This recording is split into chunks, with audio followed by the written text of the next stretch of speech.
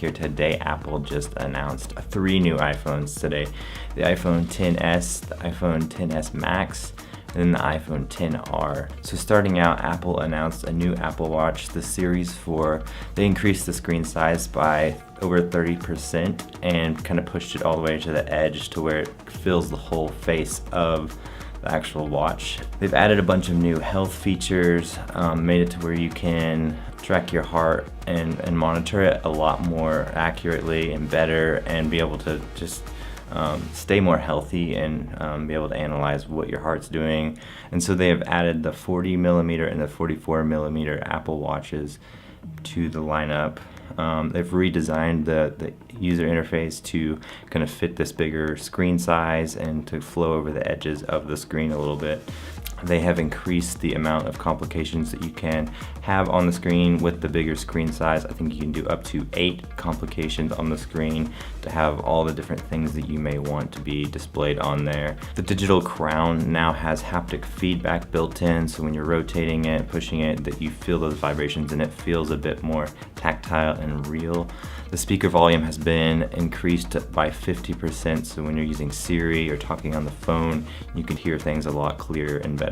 The back of the Series 4 watch is now mostly made up of ceramic and sapphire crystal. So the new Apple Watch Series 4 is powered by the S4 chip. It is a dual-core 64-bit processor, 2 times the performance of previous generation. They've updated the accelerometer and the gyroscope inside this watch, and with that they have added fall detection for any falls that you may have, and you can send alerts. With these fall detection alerts, you can contact emergency numbers, family, whoever you have connected to that.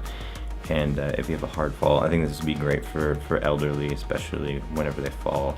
It will automatically detect it and say, hey, we saw you had a hard fall. Do you need help?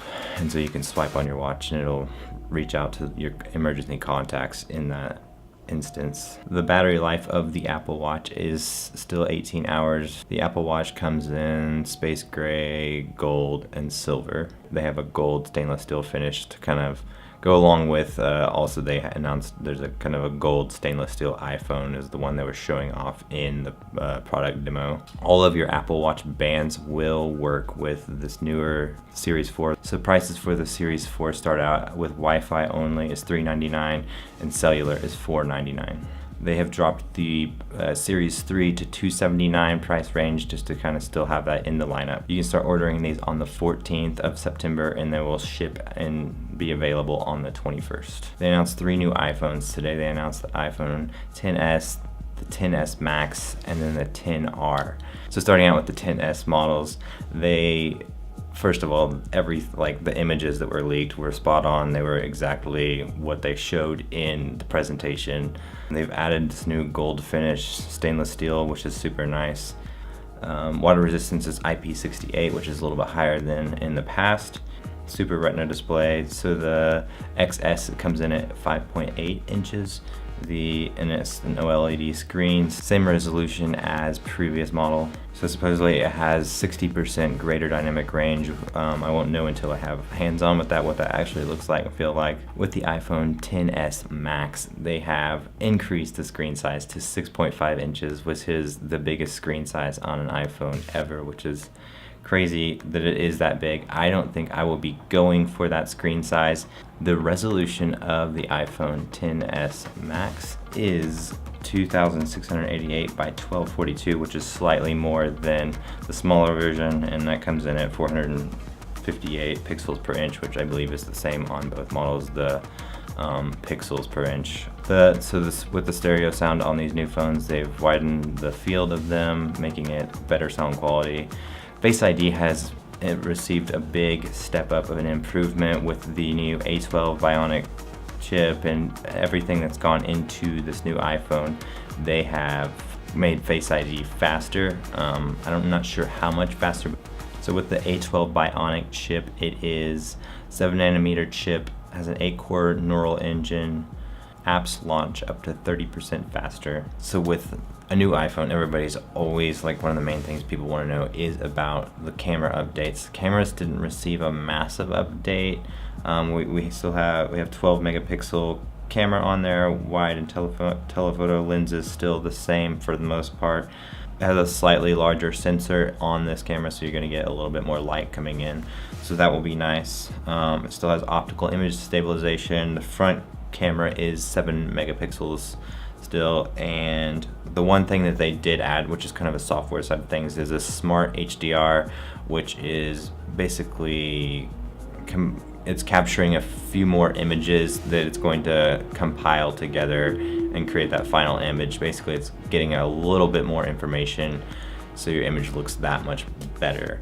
And now they've had a section where they focused on like bokeh, and like everybody wants bokeh in their photos, and so they announced a new feature where you can, in post, you can slide your depth of field. You can adjust that in post. So you have a little slider for kind of if you want it more dramatic or less dramatic. You can adjust your depth of field in post, which is a super cool feature that isn't on a whole lot of devices. Battery life hasn't increased a ton. iPhone XS Max has increased by an hour and a half battery life, and then the regular XS just says they added 30 more minutes of battery life to it. Now, something that is cool is they did announce dual SIMs for, they have the eSIM that is an electronic SIM that is built into the phone itself, so you don't even need a physical card, but then they'll also have, in addition, the physical card, so you can have 2 SIM cards on one phone and be able to,